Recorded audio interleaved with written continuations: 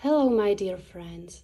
Today, I would like to share with you the most beautiful and amazing story about the power of Henry's imagination, who was written by Skye Byrne, and the beautiful pictures was made by Nick George. Hope you enjoy the story like me and my children.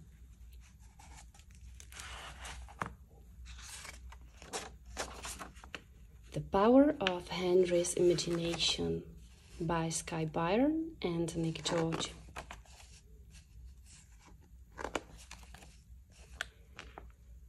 Henry's favorite toy was a rabbit called Raspberry.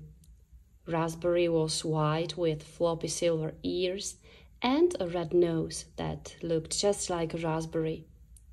Sometimes Henry was sure that Raspberry smelled like raspberries too. Henry and Raspberry had been together a very, very long time. 5 years, 3 months, and 11.5 days, to be exact. Grandpa had given Raspberry to Henry the day Henry was born, knowing they would have many adventures. Everyone could see how much Henry loved Raspberry. From dawn until dusk, they did everything together. One morning, Henry decided to take Raspberry to the veggie path to teach him how to dig up carrots. But Henry couldn't find Raspberry. Henry looked for Raspberry in all the usual places, like underneath Grandpa, on top of the lamp, and inside pillowcases. But Raspberry wasn't anywhere. Then Henry turned his whole bedroom upside down, but even that did not unearth Raspberry. Henry was starting to feel worried. Henry got his mom and dad to help him search the whole house for Raspberry. By the time they finished, the place was a huge mess.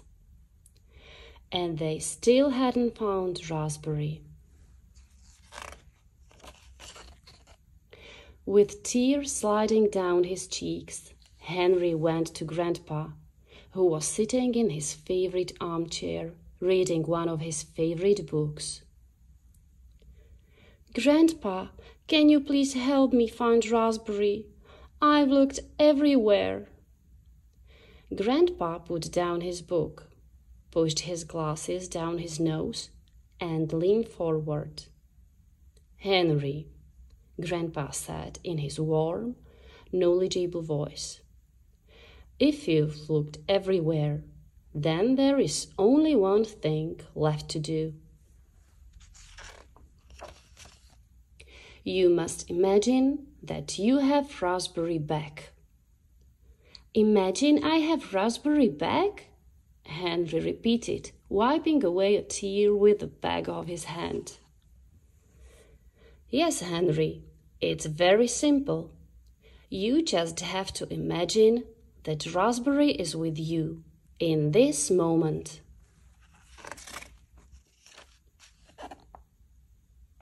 Then Grandpa sat down and started reading his book again. He didn't say another word. Since Grandpa knew more than anyone else who had ever lived, Henry decided the best thing to do was follow his advice. And so Henry began to imagine.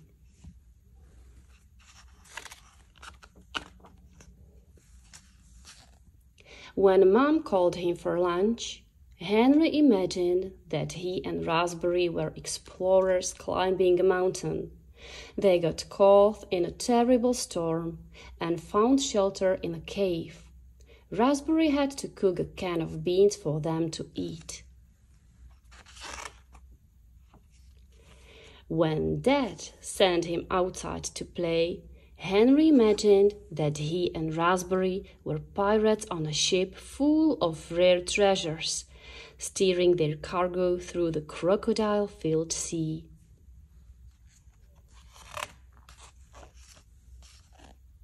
When he went in for dinner, Henry imagined that he and Raspberry were astronauts sent into space in their flying saucepan to count all the stars in the universe.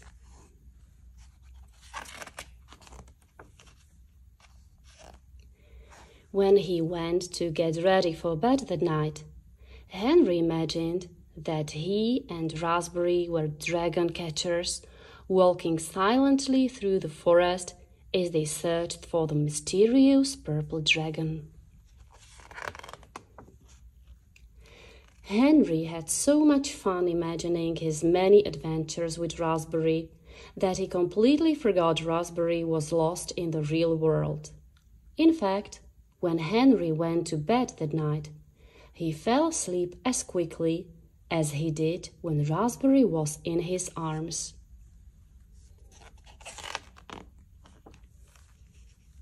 Later that night, Grandpa heard a knock at the door.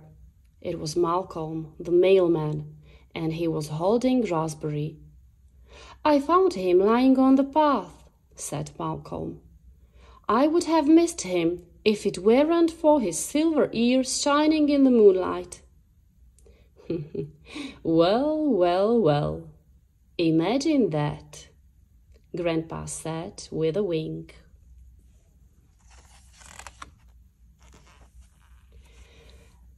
Imagine that.